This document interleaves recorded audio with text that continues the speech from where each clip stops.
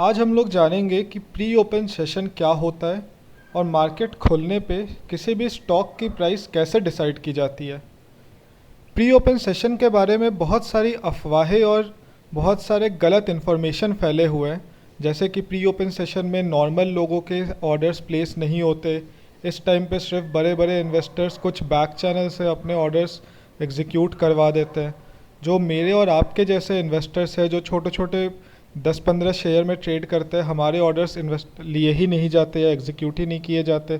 तो ये सारी चीज़ें ऐसी फैली हुई है मार्केट में लोगों से, जो लोगों ने एक दूसरे से बस सुनी हुई है। But actually pre open session में क्या ऐसा होता है?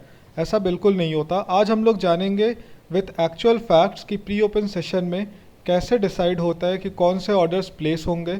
आज हम लोग ये भी जानेंगे कि जैसे हम लोगों ने बहुत बार देखा है कि शाम में कोई शेयर जब बंद होती है शेयर मार्केट तो किसी प्राइस पे होता है और खुलते वक्त या तो वो बढ़ जाता है या कम होकर खुलता है।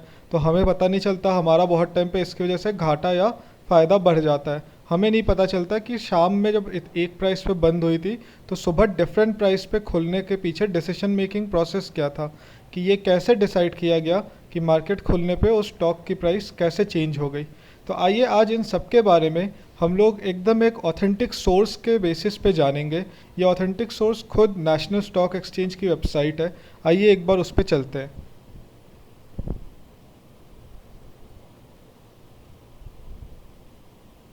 तो दोस्तों ये देखिए, मैंने ये एनएसए इंडिया की साइट पे प्री ओपन सेशन का पेज खोला हुआ है। तो आइए इस प्री ओपन सेशन के बारे में एक बार पढ़ते हैं। प्री ओपन सेशन में यही लिखा हुआ है कि the pre open session is for a duration of 15 minutes, that is from 15 to 9 AM to 9:15। तो ये 9 से सवा 9 बजे का होता है। Pre open session is comprised of order collection and order matching period. मतलब इसमें दो पीरियड्स होते हैं, ऑर्डर कलेक्शन पीरियड और order matching period. The order collection period is of 8 minutes shall be provided for order entry, modification and cancellation। तो इसमें इन्होंने बस यही बताया हुआ है कि जो शुरू के 8 मिनट होते हैं, दैट इज़ सुबह 9 बजे से 9:08 तक आप ऑर्डर डाल सकते हैं, ऑर्डर को चेंज कर सकते हैं और कैंसिल भी कर सकते हैं। तो इस पूरे 9 बजे से 9:08 तक कोई भी ऑर्डर एग्जीक्यूट नहीं होता। इस टाइम पे बस आपके ऑर्डर्स इकट्ठे किए जाते हैं।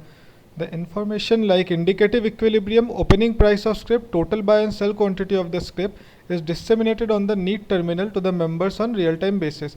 इसमें बस यही बता रहे हैं कि जो भी आपके ऑर्डर्स आते जाते हैं वो सारे ही लोगों को स्टॉक्स के ऑर्डर बुक्स में मतलब साफ साफ सबको ये ऑर्डर्स दिखते रहते हैं कि कितने ऑर्डर किन प्राइसेस पे आ रहे हैं। इसके बाद जो शुरू होता है वो ये है दोस्त कि order matching period starts immediately after completion of order collection period. So इससे आपको क्या समझ में आता है कि 9:08 तक जैसे ही आपका ऑर्डर कलेक्शन पीरियड ख़त्म हुआ उसके तुरंत बाद ऑर्डर मैचिंग पीरियड स्टार्ट हो जाता है। अब यहाँ से ही हम लोग को ये डिसाइड होता है, जब ऑर्डर मैचिंग पीरियड में आपका ये डिसाइड किया जाता है कि किसी भी स्टॉक के खुलने के टाइम पे उसकी वैल्यू क्या होगी।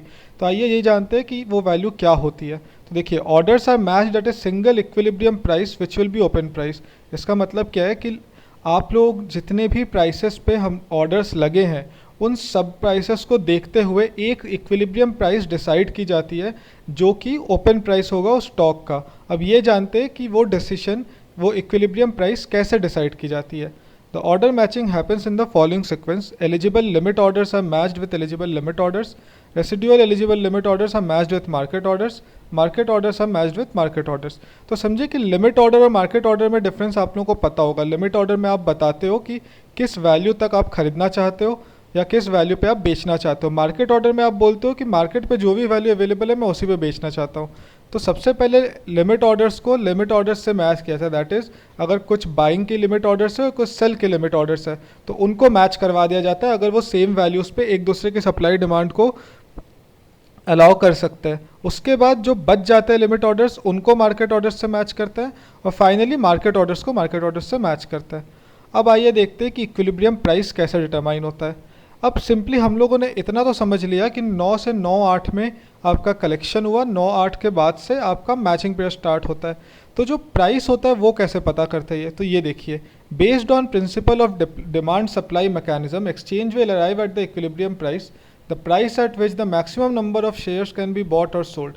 तो सिंपल सा है, आपके पास जितने भी शेयर्स के ऑर्डर आए हुए हैं, एक शेयर का जैसे एक कंपनी है उसके लिए आपके पास लेट्स से सुबह प्री ओपन में 1000 ऑर्डर आए हुए हैं। अब हज़ारों ऑर्डर एक प्राइस पे तो नहीं होंगे, कुछ लोग कम पे ख़रीदना चाहेंगे, कुछ लोग ज़्यादा पे बेचना चाहेंगे।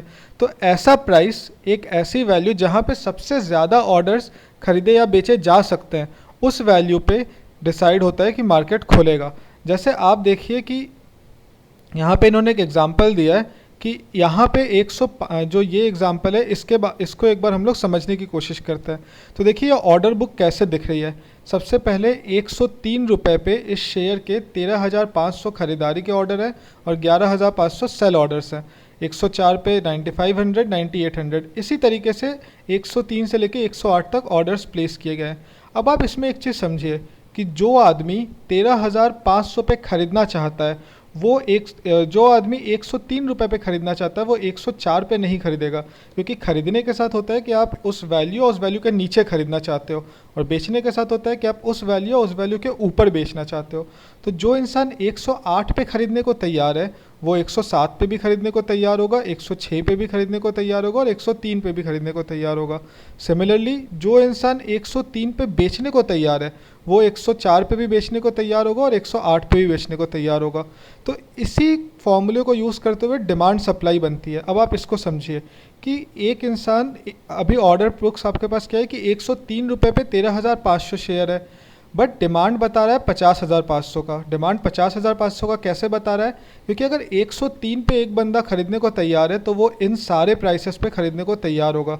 तो अगर आप इन सबको ऐड करेंगे, 13,500 और 9,500 हो गए 23,500, हो गए 23,000, 23,000 और 12,000 हो गए 35,000, 35,000 और 6,500 हो गए 41,500, 45,000 और 49,000, नहीं हमने कुछ गलत किया, 5,000 और 4,000 9,000, 9,000 और 12,000 हो गए आपके 21,000, 21,000 के बाद ये 16,000 और 37,000, 37,000 और 13,500 इस 50,500। तो ये देखिए कि 103 रुपये पे अगर कोई बंदा ख़रीदने को तैयार है तो वो 108 रुपये वाला जो ऑर्डर लगाया है जिसने, वो भी 103 पे ख़रीदने को तैयार होगा।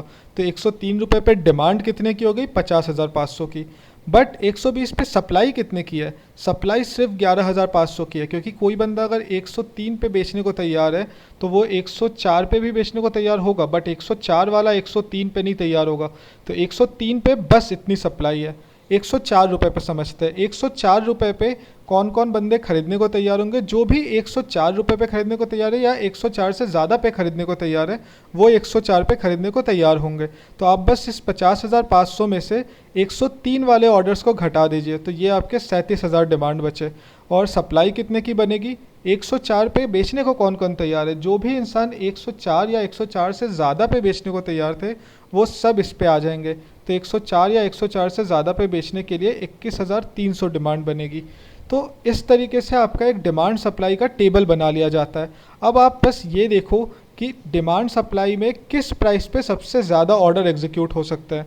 तो जैसा कि आप देख रहे हो यहाँ पे कितने ऑर्डर एग्जीक्यूट हो सकते हैं? 11,500। क्यों? क्योंकि सप्लाई ही इतनी है। यहाँ पे कितने हो सकते हैं? 21,300। क्यों? क्योंकि सप्लाई कम है, डिमांड ज़्यादा है। यहाँ पे कितने हो सकते हैं? 27,500। क्यों?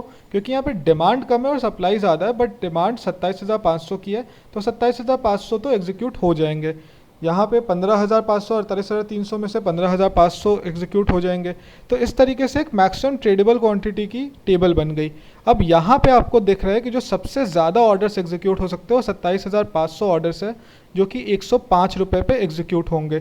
तो 105 रुपये इस शेयर की ओपन प्राइस होगी। तो आशा करता हूँ आप लोगों को ये चीज़ बहुत अच्छे से क्लियर हो गई कि किस तरीके से ओपनिंग प्राइस डिसाइड की जाती है प्री ओपन सेशन में।